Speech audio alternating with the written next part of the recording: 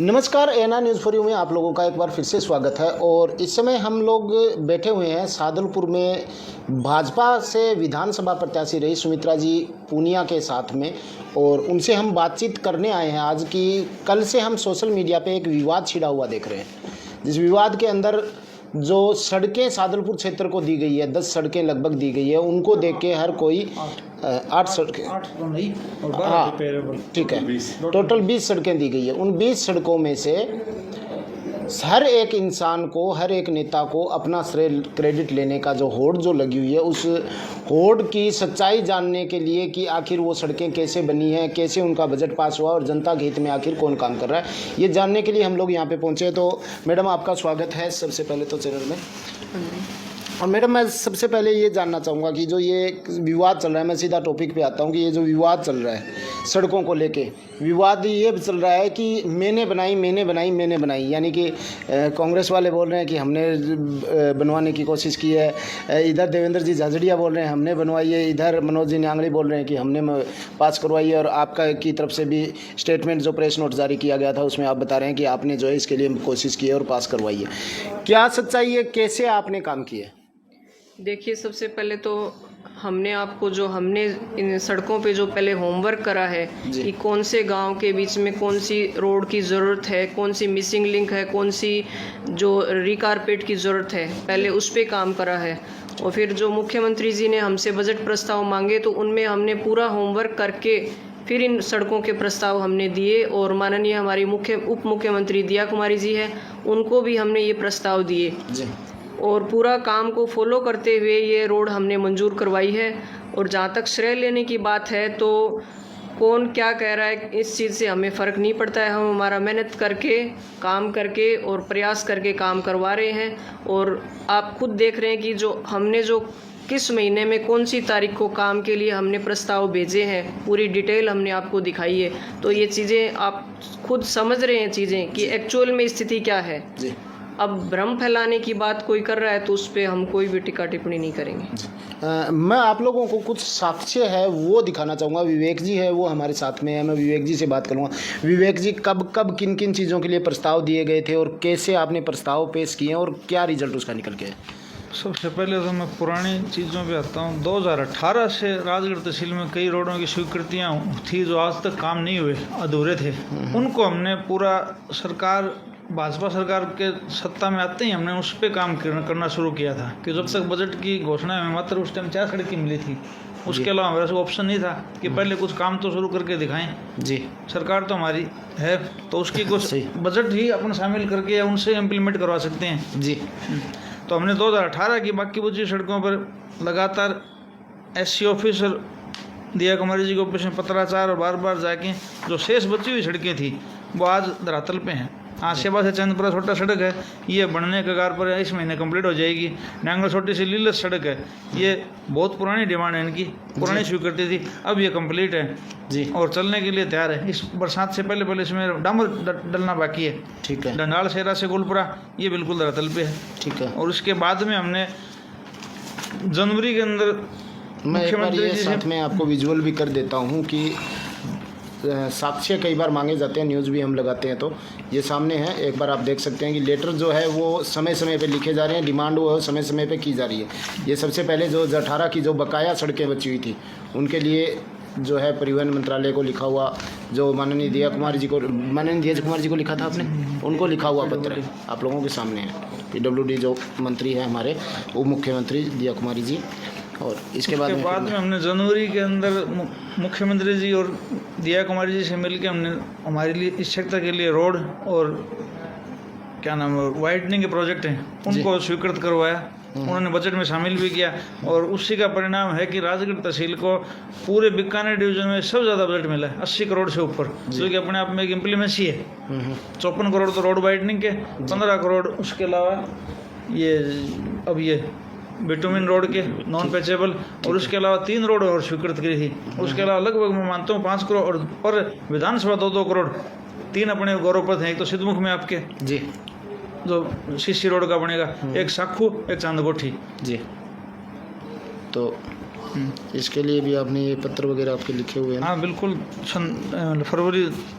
जनवरी मैं दिखा देता हूँ। बजट से पहले के हैं। ये बजट से पहले के जो लेटर है वो मैं आप लोगों के सामने दिखा देता हूँ। और ये बजट के पश्चात पर विधानसभा 5 करोड़ नॉन पेचेबल और 10 करोड़ मिसिंग लिंक और 10 करोड़ नॉन पेचेबल के प्रस्ताव मांगे गए थे, हमने ये भेजे और उसमें से लगभग 99% स्वीकृत हुए।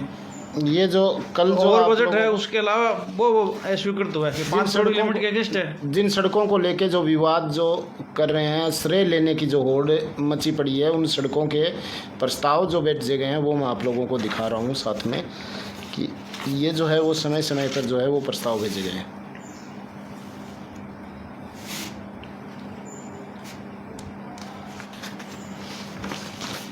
अब इनके लिए बकायदा हमने होमवर्क किया है सारे में कि कहाँ किस जगह कौन सी सड़क अधूरी है, किस सड़क की ज़्यादा डिमांड है, कौन से लोगों को ज़्यादा कनेक्टिविटी हो सकती है, ठीक, उस पर बाकायदा वर्क करके फिर काम किया है। और ये मतलब आपके सामने ही है सारा।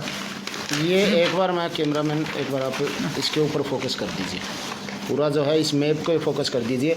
आप लोगों को यहाँ पे जो है सड़कों के लिए जो होमवर्क जो चल रहा है, जो सुमित्रा जी पूनिया और विवेक जी पूनिया के द्वारा जो होमवर्क किया जा रहा है पूरा, जिसके ऊपर सड़कें जो तैयार की जा रही है, इंफ्रास्ट्रक्चर को लेके जो सादुलपुर के प्रयास जो किए जा रहे हैं, उसके लिए जो वर्क है वो सामने आप लोगों को दिखाई देगा कि जो होमवर्क है उसके बाद में, और जितना अच्छा होमवर्क होता है उतना अच्छा परिणाम निकलता है, ये तो जग जाहिर है।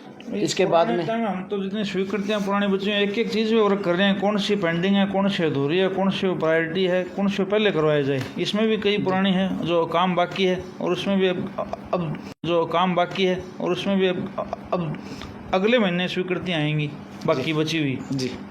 तो हर महीने जो सड़कों की स्वीकृतियां हैं, एक चीज़ आप लोगों को बता देता हूं कि लगातार जो है क्षेत्र को लेके, क्षेत्र की कनेक्टिविटी को लेके जो मांग है वो हम सादुलपुर से जो भाजपा प्रत्याशी सुमित्रा जी पूनिया है उनके द्वारा जो मांग है वो लगातार उठाई जा रही है। स्पेशली जो है जो इंफ्रास्ट्रक्चर है सादुलपुर का वो मजबूत करने के लिए, कनेक्टिविटी है लोगों की वो जोड़ने के लिए, और उसके बाद जो लगातार जो रिजल्ट है हम लोगों के सामने आ रहे हैं, जगह जगह जो सड़कें हैं वो मिल रही है, पूरे सादुलपुर को नई सड़कों से जोड़ा जा रहा है, पुरानी जो जर्जर सड़कें हो जा रही है उनकी मरम्मत भी की जा रही है। लेकिन विवेक जी, ये लगातार जो श्रेय लेने वाली जो बात आ रही है कि काम कहीं हो रहा है और श्रेय कहीं लिया जा रहा है, क्या वजह है? हमें कुछ नहीं मालूम, हम कोई टिकट नहीं करना चाहते। साहब कोई टिका टिप्पणी नहीं करना चाहते। हमारा काम करना है। कल से कर रहे हैं। जैसे कल से सोशल मीडिया पे एक विवाद सा छिड़ गया है समर्थकों का बहुत भयंकर हिसाब से कि ये इसने नहीं कराया, ये इसने नहीं कराया, ये इसने नहीं कराया, ये इसने कराया, तो उसको लेके कुछ आप? जनता सब जानती है कौन किसने काम कराया है जी, श्रेय कोई ले ले, कुछ फर्क नहीं पड़ने वाला जी। तो आप लोगों के सामने जो है काम के जो ये साक्ष्य हैं रोडों के, जो कल जिसको विवाद थी वो तो हमने आप लोगों को दिखा दिए हैं कि ये जो रोडें हैं जो पास होके आई हैं, जिनका बजट मिला है और काम जिनका है वो शुरू होना है, और कहाँ से ये स्वीकृति मिली है, किन की कोशिश से मिली है, वो चीज़ आपको सामने दिखाई जा रही है कि किसको इसका श्रेय देना चाहिए। जो डिसाइड है वो करेगी जनता की किसने इनके लिए प्रयास किया है। लेकिन सवाल किया गया था कि क्या सुमित्रा जी के कहने से काम होगा, तो इनके प्रयास जो है वो आप लोगों के सामने हैं, वो हमने रख दिए हैं। और अब जो है हमारे जो प्रत्याशी है सुमित्रा जी, उनसे कुछ सवाल थे आने से पहले आप लोगों ने रखे थे सिद्धमुख क्षेत्र की, जो सिद्धमुख की सर मैडम एक सबसे बड़ी प्रॉब्लम है सिद्धमुख की नहर, सिद्धमुख नहर की जहाँ बात कर रहे हैं। 4 दिन से सिद्धमुख नहर में पानी आया हुआ है, लेकिन वो पानी है वो झिलोदा से आगे नहीं निकल रहा। उसके लिए आप कुछ प्रयास वगैरह करेंगे? नहीं, मेरी सुबह ही बात हुई थी, जो विकास जी जो अय्यन है जो सिद्धमुख वित्रिका के, इसी मामले को लेके बात हुई थी कि पीछे के जो गांव है बादरा क्षेत्र में जो गांव पड़ते हैं वहाँ जो पानी की चोरी की समस्या है जी, तो इसलिए मैंने उनसे बात की थी। तो और एक्शन साहब से भी बात करी थी, शैली जी जो, कि ये पानी चोरी है इसको रुकवाया जाए, चाहे प्रशासन और पुलिस की मदद ली जाए, और हमारे यहाँ भीमसाणा और ये जो इधर के जो गांव है यहाँ तक पानी पहुँचे, ताकि कुछ गौशालाएं हैं और पीने के पानी की सुविधा हो पाए। जी मैडम, एक्चुअली समस्या की अगर मैं आपको बात बता दूं तो समस्या सिर्फ चोरी की नहीं है, जो टेक्निकल प्रॉब्लम है वो नहर के निर्माण में भी है। नहर का निर्माण, अगर मैं कुछ विजुअल्स आपको जाने से पहले दिखाऊंगा, उस विजुअल्स में आपको पता लगेगा कि नहर का निर्माण इस प्रकार से किया गया है कि पानी टेल तक पहुंच नहीं सकता। तो उसके लिए आप किस स्तर पर काम करने वाले हैं? नहीं, उसके लिए मुझे ध्यान में है कि आप जो बात कर रहे हैं कि कुछ जो ये वितरिकाएं उनकी टेल आगे से ऊंची है, जी जी, बनाई में ऊंची है। हाँ जी। तो उसके लिए हमने पिछली बार प्रस्ताव में भी दिए थे कि जो खाले हैं, जो पतली जो नहरें हैं, इनके पुनर्निर्माण के लिए कि इनकी लेवलिंग है वो सही करके इनका निर्माण किया जाए। जी। तो हम अपनी तरफ से पूरा प्रयास करेंगे और अभी भी मुख्यमंत्री जी से जब भी मुलाकात होगी तो इस समस्या को उनके आगे रखेंगे। जी, धन्यवाद मैडम। तो देखिए, आप लोगों के जो कुछ सवाल थे हमारे सामने, वो सवाल हमने रखे हैं। और पहले बताया जी, बीच में बात काट रहा हूँ आपकी। जी जी ये बजट घोषणा में पहला प्रस्ताव हमारा सिद्धमुख नहर परियोजना को लेके है। जी, ये देखो, जिस सिद्धमुख नहर परियोजना की आज ही हम लोग कवर करके आए हैं, जो उस वीडियो आपको सामने शाम को देखने को मिलेंगे, उसके बारे में आपको बता देता हूं कि ये जो प्रस्ताव है वो पहले रखे जा चुके हैं बजट के लिए। ठीक है,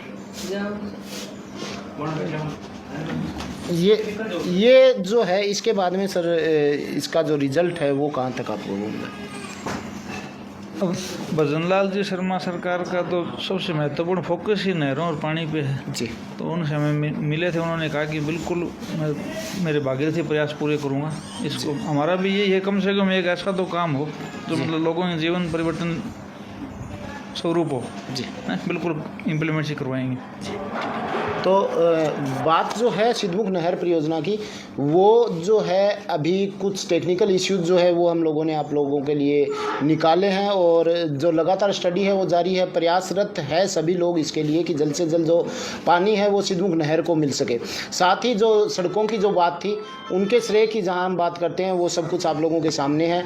और कल जो हमें सवाल किए जा रहे थे कि क्या सुमित्रा जी के कहने से काम हो रहे हैं, तो प्रयास आप लोगों के सामने है, पत्र है, जो प्रमाण आप लोगों ने माने थे वो प्रमाण आप लोगों के सामने है। और आपको बीच में राजगढ़ तहसील में सैनिक कल्याण कार्यालय की मांग करी थी हमने जी, और वो स्वीकृत हुई थी। उसका भी लोगों ने, कईयों ने ये क्रेडिट उठाने की कोशिश की थी कि हम करवा के लेके आए। ये देख लो मेरा, ये आप लोगों को मैं दिखा देता हूँ, और ये डॉक्यूमेंट्स है वो भी दे दूँगा। 20 नंबर के लिए अलग से आप सीएम फोकस साहब कर से दीजिए। मिलके प्रयास लास्ट किया था, सैनिक कल्याण बोर्ड पॉइंट है, इसके ऊपर आप फोकस कर देंगे। तो राज्यवर्धन सिंह जी से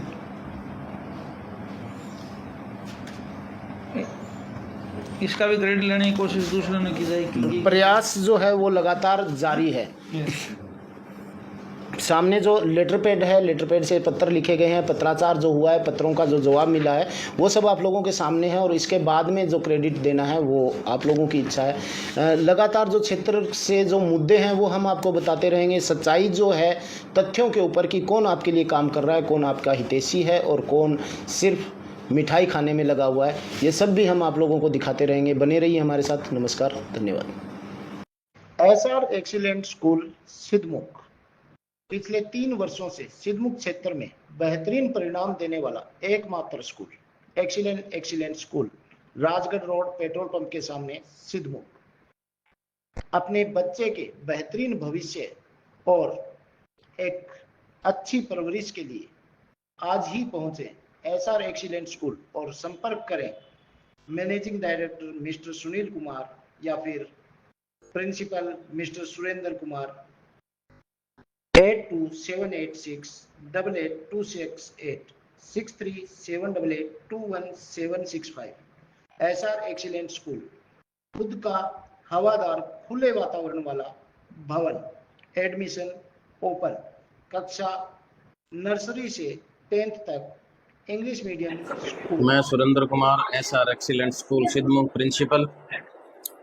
हम पिछले 3 वर्षों से और शिक्षा क्षेत्र में अच्छा काम करते आ रहे हैं और अब भी आगे चलकर भी मेरा ध्येय ये है कि बच्चों को अच्छी शिक्षा और संस्कार देने का हम काम करेंगे।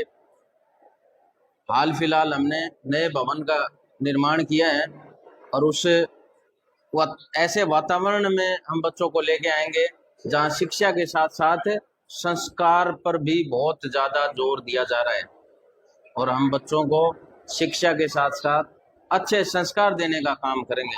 एक बार हमें जरूर मौका दें। धन्यवाद। मैं Sunil Kumar Dhaka, director of SR excellent school Sidhmukh, आप सभी का विद्यालय परिवार में हाथ जोड़कर हार्दिक अभिनंदन स्वागत करता हूं। हमारा जो विद्यालय है पिछले 3 सालों से शिक्षा के क्षेत्र में बहुत ही सर्वोत्तम प्रयास कर रहा है। हम बच्चों को शिक्षा के साथ साथ नैतिक शिक्षा के ऊपर विशेष ध्यान दे रहे हैं, ताकि बच्चा एक सभ्य नागरिक बन सके और अपने परिवार, अपने देश की सही तरीके से रक्षा कर सके, उस देश में अपनी अहम भागीदारी निभा सके। रही बात सुविधाओं की, तो हम हमारे विद्यालय परिवार की तरफ से बच्चों को सुविधा के तौर पर ट्रांसफ़र फैसिलिटी दे रहे हैं। बढ़िया ट्रांसफ़र फैसिलिटी है अपने यहाँ। जो भी स्टाफ हैं, all the staffs are very qualified, सभी क्वालिफाइड स्टाफ हैं। अच्छा भवन निर्माण है, अच्छी खेल फैसिलिटीज़ हैं, और बच्चों के झूलने से संबंधित भी, खेल कूद से भी संबंधित हम अपनी तरफ से अच्छा करने का प्रयास कर रहे हैं। और साथ में हम आपसे गुजारिश करते हैं कि एक बार हमारे विद्यालय परिवार में पधार कर एक बार हमें सेवा का